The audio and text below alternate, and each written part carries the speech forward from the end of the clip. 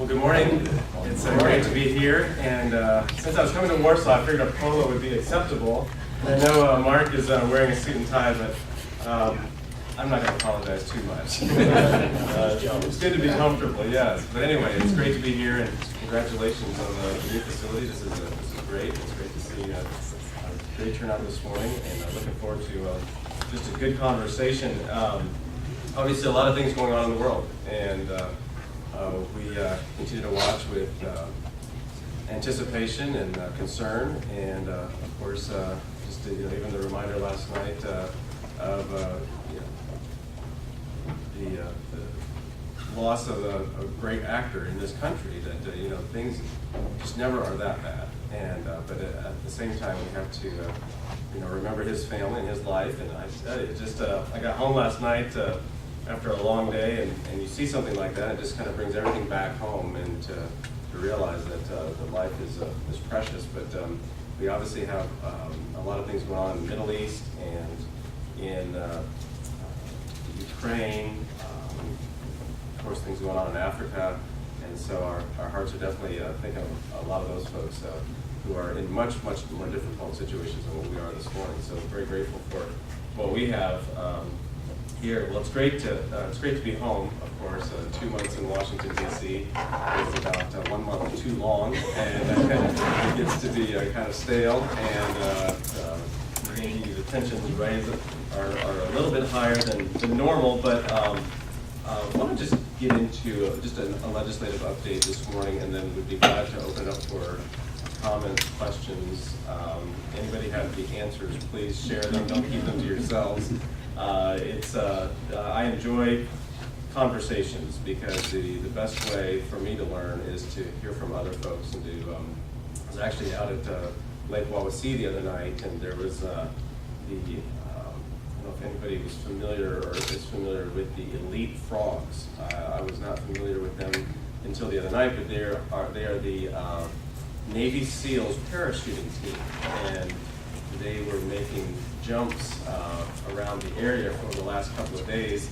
And they told me that if I was there at 10 o'clock Saturday morning, that I could jump out of a perfectly good plane with them. And I had a town hall meeting in Kendallville at 10 o'clock, and I think that was the time I really wanted to be at a town hall meeting, because jumping out of a plane, I want to do it someday, but I'm just not brave enough yet. But I figure if there's any time to do it, it'd be with the Navy SEALs. So, but they were, we had a short conversation there, and I was talking with one of the senior members of the team, and he asked me, well, what are you going to do about what's going on in Iraq right now? And I said, you know what? I said, honestly, I want to know what you think, because you've been in those situations, you've been in those fights, you've been in the trenches, and it was his answer was something that I hear from a lot of folks in the business world, and I think this just shows the trend of where we're at today, where everything has expectations and regulations that even our military men and women have to abide by as well. And he said, if you're going to send men and women into areas like that, you cannot let them go in there with one hand tied behind their back. You have to let them go in and do the job and protect themselves, first of all, but also do the job that we sent them in there to do. And I thought that was very interesting, because I think, I know for me, I was in Afghanistan a couple of years ago, and heard this similar sentiment from folks that if you want us here, let us do the job. If you don't want us to fulfill the objective here, then we might as well just come home. And I think we are seeing today in Washington this just this regulatory environment in all aspects, even within the military. And so that can become very frustrating. It's good to see Mayor Tolomer here, and also Mr. Sanders as well, and Mr. Howie. And I don't know if I'm missing other government officials, but it's always good to see local officials, because that's really where the rubber meets the road. And as I've said, we have an environment going on in Washington that really affects our state and local governments as well, and can be very frustrating for them. I want to talk on several different issues, just briefly, and like I said, I'd be glad to open it up. But as many of you know, we have an issue on the border with the immigration situation right now along the southern border, and that was what we had discussed quite a bit through the last month in D.C. And the president had asked for a $2.7 billion supplement to help pay for National Guard, to pay for humanitarian efforts, Border Patrol, but then he started to add things, a variety of other things. With wildfires in the West, he wanted to add fire suppression, he wanted to add a variety of other spending that wasn't part of the immigration issue itself. And also, none of it was offset. We didn't reduce spending somewhere else to pay for the $2.7 billion. And so what we ended up passing out of the House, and the Senate has not taken it up as of yet. We passed a $694 million rearrangement of funds. And so most of it goes to those countries like Guatemala, Honduras, other Central American countries that already receive foreign aid from us. And we said, look, we will reprogram that money so you can use it because these children are going to come home at some point, and that'll give you the ability to take them back. And of course, this is a really difficult situation because, you know, we are a nation of immigrants, and I can't blame anybody for wanting to come to America. I did some mission work in Guatemala a little over a decade ago in an orphanage, and I know the stories that those people and young children hear about America and how great America is, and how wonderful it would be to go to America. But there is a legal process that everybody needs to follow, and you know, when coyotes are telling families and young people in those countries that, you know, you give me $5,000-$10,000, I'll get you to America, and then, you know, you'll either have citizenship or they're going to do amnesty, and you'll become an American. That's not the truth, and it's not fair to those young people. And so on one hand, they're a victim there, and then once they arrive here, you know, I was talking with Congresswoman Susan Brooks. She had seen several young people at the Indianapolis airport, and she said the youngest one was 2 years old, and she said no parents around. Likely some of the older children were siblings, and so they are you know, traveling without parents. In some cases, parents are here. They may have left the country, they the country of origin, they come to the United States, and now children are trying to follow.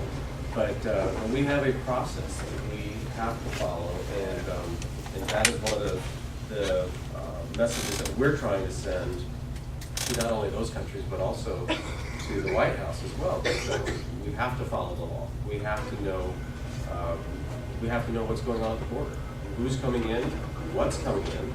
We don't know. We know drugs are coming in for sure. We don't know what other potential disease could be coming in if we're not doing any sort of testing of the people coming across the border. So we also passed in the supplemental. We had one Democrat, Henry Collier, who's down on the Texas border, supported it, and he's been very active and actually pushing the White House to take action because his border is seeing the effects of folks coming across the border, and you know, a lot of times I have not been down to the border myself, but talking to other folks who have been, they said it's just having a presence on our side that'll keep people from coming across. It's so fluid. It's very easy in many parts to come across the border, and so, you know, just having a presence there will keep people from coming across. But it is a dangerous border. You have the cartel and many of the coyotes who are really the ones operating the travel back and forth of the border. DACA, which is the Deferred Action for Childhood Arrivals, has been part of the magnet that has The reason why young children are traveling to the United States because of the program that was signed into law by executive order by the president back in 2012. And that basically allows for young people to have a very drawn out, no action taken on their arrival once they arrive. Many of them are sent all over the country. We know right now there's roughly 245 that were sent here to Indiana, and I know many more sent to other parts of the country as well. So it's a very delicate situation with the children, of course, but at the same time, we have to apply the law in all cases to be sure that our country is safe to begin with. Many times while we're handling humanitarian efforts, we are not going after what could be in other parts of the border, more drug traffic, and I think we would be silly to say that there's no terrorist trying to come across the border, because I'm sure that that does create an opportunity for bad folks to try to make it into the country as well. Israel, of course, many of us very concerned about the situation in Israel and the Gaza Strip. We have, there's, as of Monday, a 72-hour ceasefire. That only continues to, seems to escalate. The difficulties there, and many of us know, of course, the Middle Eastern conflicts have been going on since Abraham, and the difficulties that continue to happen there. My belief is that we got to just continue to trust, Benjamin Netanyahu and his leadership. They live there. It's a very dangerous part of the world, and in any sort of diplomatic efforts we can make, economic action that we can take, and finally, if military action needs to be taking place, that should be all on the table. We did just before we left D.C. We did give we passed a bill that gave $225 million to Israel's Iron Dome program, which is just a remarkable technology where you have the radar, the technology that can sense as soon as a rocket is sent from any part of that region, can sense it within milliseconds, and can then send another rocket to meet it in the air and knock it out of the sky, and hopefully what would be a safer area than where there would be plenty of people that could be hurt, but has saved hundreds of lives. And so that's one of the things that we as Americans can feel good about, that we've helped Israel develop this technology. We have access to it ourselves, but it's really remarkable how we're able to, what they said, what the Israeli officials will tell you, that we have to build a rocket that costs $225,000 to knock a rocket out of the sky that they can build for $250. And so they can do a lot of damage with a small amount of money with their rockets, but we have to have the technology to track it, find it in the sky, and knock it out of the sky, and that obviously costs a lot more, but it is really remarkable. The situation with Ebola continues to be in the headlines quite a bit. Of course, the outbreak in the Western African countries is concerning to the rest of the world as well, and we continue to monitor that. Back here at home, we continue to deal with something that's very close to a lot of our hearts, and that's the Highway Trust Fund, and how do we continue to build infrastructure here in the country. The Highway Trust Fund is expected to go broke later part of this year. We passed a short-term measure. Again, I'm going to get used to that, because I'm going to say a lot of short-term measures, because that's what Congress has been doing lately, is just a lot of just short-term patches to get past the election, is basically what the driving force behind that, which becomes very frustrating, because how does anybody ever plan long-term if we're only passing legislation that gets us through November, gets us another 3 months or 6 months? Very, very difficult to plan accordingly. There was a $10.9 billion extension of the Highway Trust Fund. There were offsets for that. Again, a lot of different ideas. I'd be curious what this group thinks about ways to fund highways. Different factors are causing the Highway Trust Fund not to build up as fast. Obviously, less gas is used through more efficient vehicles. But do we offset that $10.8 billion, which goes through May of 2015? So not even quite a year, we'll be using up $10.8 billion, but that comes from what they call pension smoothing. I didn't know that pensions could be smoothed by the tune of $6.4 billion, but apparently they can be. But it does allow for dollars to be pushed out, interest rates to be saved, and then also some customs user fees and leaking underground storage tanks. $1 billion came out of the fund there to help fund that. So you can see that just to find $10 billion, which is a lot of money, is being taken from 3 different areas that we're just nibbling on the edges. And so to find a bigger fix, I think that's possible if we would just have the fortitude to do that. Coming up in September, again, as I said, November election is driving a lot of the policy and the votes right now.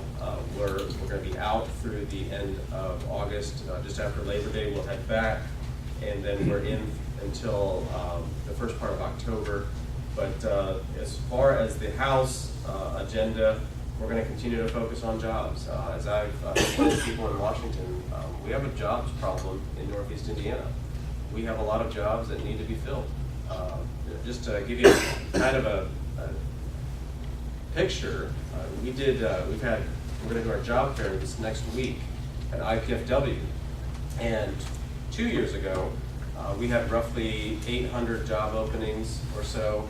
The employers continue to say, hey, there's good talent, there's some folks that we can find to fill those jobs. Last year we had over 1,000 job openings, and folks were saying, you know what?